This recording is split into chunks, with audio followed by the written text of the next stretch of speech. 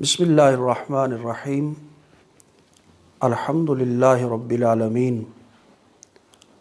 والصلاة والسلام علی اشرف الانبیاء والمرسلین وعلی آلہ الطیبین الطاہرین واصحابہ الہادین المہدیین اما بعد فاعوذ باللہ من الشیطان الرجیم بسم اللہ الرحمن الرحیم یا ایھا الذین آمنوا کتب علیکم الصیام کما کتب علی الذین من قبلکم لعلکم تتقون صدق اللہ العظیم الصلاۃ والسلام علیک یا سیدی یا رسول اللہ وعلی والدیک وآلک واصحابک یا حبیب اللہ۔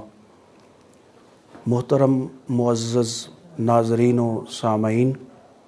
السلام علیکم ورحمۃ اللہ وبرکاتہ۔ آج کی گفتگو میں آپ حضرات کے سامنے رمضان المبارک کے فضائل اور روزے کے کچھ مسائل عرض کرنے کی سعادت حاصل کروں گا۔ اللہ کریم میری زبان پر کلمت الحق جاری فرمائے اور ہمیں سن سنا کر اس پر ایمان و ایقان رکھنے کی توفیق نصیب فرمائے۔ اللہ رب العزت جل جلالہ نے قرآن مجید برہان رشید میں ارشاد فرمایا، یا ایھا الذین آمنوا کتب علیکم الصیام، اے ایمان والو تم پر روزے فرض کیے گئے، کما کتب علی الذین من قبلکم،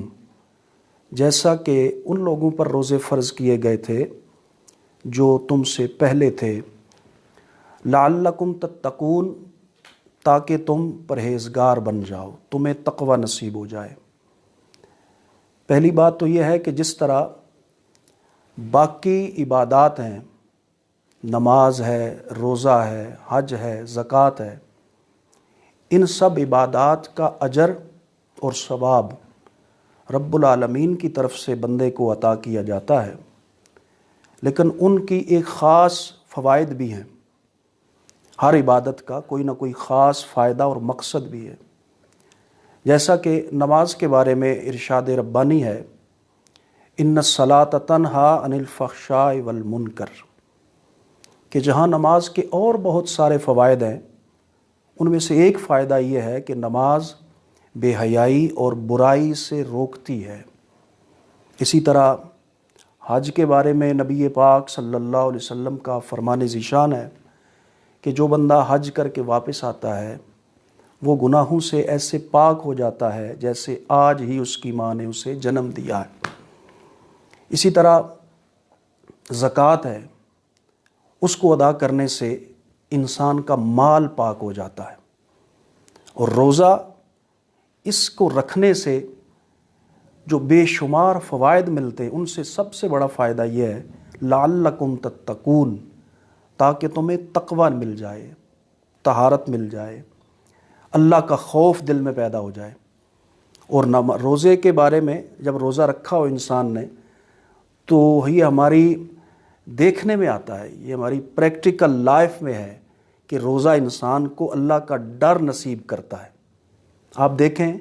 کسی خاص کمرے میں آپ موجود ہوں، دروازہ بھی بند ہو، آپ کے سامنے کھانے پینے کی اشیاء بھی پڑی ہیں، ٹھنڈے مشروبات بھی ہیں، لذیذ کھانے بھی پڑے ہیں، اور کوئی آدمی وہاں موجود بھی نہیں، لیکن اس کے باوجود روزہ دار جو ہے وہ نہ پانی پیتا ہے نہ کھانا کھاتا ہے،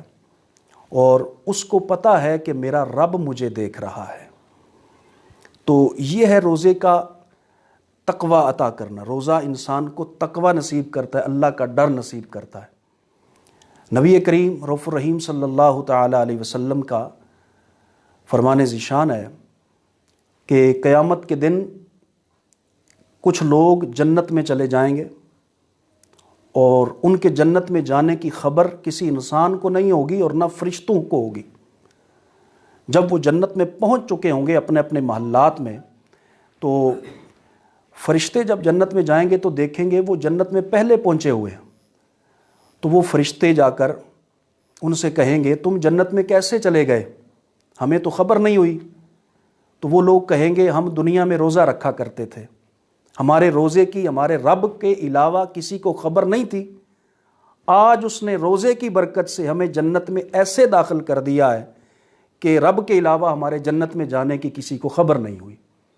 اس لیے کہ روزہ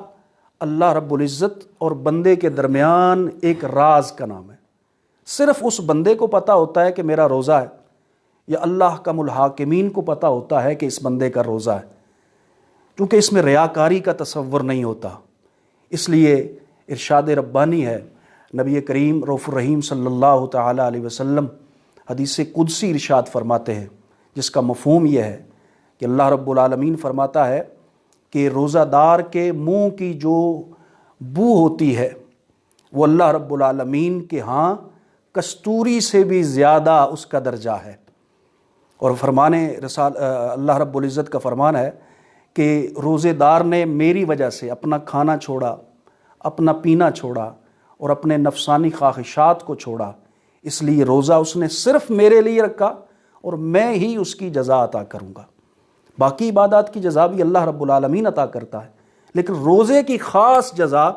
اللہ رب العالمین عطا فرماتا ہے۔ روزے کے بارے میں سید الانبیاء، شہنشاہ کائنات، رسول الثقلین صلی اللہ تعالیٰ علیہ وسلم کے بے شمار ارشادات ہیں۔ ارشاد مصطفیٰ صلی اللہ علیہ وسلم ہے کہ الصوم نصف الصبر، کہ روزہ آدھا صبر ہے۔ اور نبی کریم علیہ السلام نے ارشاد فرمایا الصوم نصف الایمان، کہ روزہ آدھے ایمان کا نام ہے۔ اور نبی کریم علیہ السلام نے ارشاد فرمایا کہ ہر نیکی کا ثواب 10 گنا سے لے کر 700 گنا تک ہے روزے کے سوا، بے شک روزہ خاص میرے لیے ہے اور میں ہی اس کی جزا عطا کروں گا۔ دیکھو نا، رمضان شریف کی فضیلت میں یہ سید العالمین صلی اللہ علیہ وسلم کا فرمان ہے کہ رمضان شریف میں ایک بندہ نفل ادا کرے تو اس بندے کو 70 نوافل کا ثواب عطا فرمایا جاتا ہے۔ یعنی ایک نیکی جو ہے اس کا جو ریٹ ہے، ایک نیکی کا جو ثواب ہے وہ 70 گنا بڑھا دیا جاتا ہے۔ اگر بندہ ایک فرض ادا کرتا ہے تو اس کو 70 فرائض کے برابر ثواب ملتا ہے۔ 1 روپیہ خرچ کرتا ہے تو اس کو 70 گنا زیادہ ثواب عطا کیا جاتا ہے۔ اور اسی طرح سید عالم صلی اللہ تعالیٰ علیہ وسلم نے ارشاد فرمایا کہ جب رمضان کا مہینہ داخل ہوتا ہے تو جنت کے دروازے کھول دیے جاتے ہیں اور جہنم کے دروازے بند کر دیے جاتے ہیں، اور شیطانوں کو جکڑ دیا جاتا ہے، اور جو نیکی کرنے والے ہیں انہیں پکارا جاتا ہے، اے نیکی کرنے والے آگے بڑھ، قدم بڑھا، یہ نیکی کا موسم ہے۔ اور برائی کرنے والے سے کہا جاتا ہے کہ اے بندے رک جا، برائی سے اپنے آپ کو روک لے۔ تو اسی طرح بے شمار روزے کے اور رمضان المبارک کے فضائل، ان میں سے ایک سب سے بڑی فضیلت جو رمضان المبارک کو حاصل ہے وہ یہ ہے کہ شہر رمضان الذی انزل فیہ القرآن، کہ رمضان یہ مبارک مہینہ ہے جس میں اللہ رب العزت نے قرآن نازل فرمایا۔ اور قرآن مجید برہان رشید یہ رمضان کے نزول کا مہینہ ہے۔ اور آپ کو ایک بات بتاؤں کہ رمضان المبارک میں صرف قرآن پاک ہی نازل نہیں ہوا، بلکہ اس سے پہلے جتنی آسمانی کتابیں ہیں، چاہے وہ تورات ہے، زبور ہے، انجیل ہے اور انبیاء کرام کے صحائف ہیں، وہ سب کے سب رمضان المبارک میں ہی نازل ہوئے۔ اور رمضان المبارک میں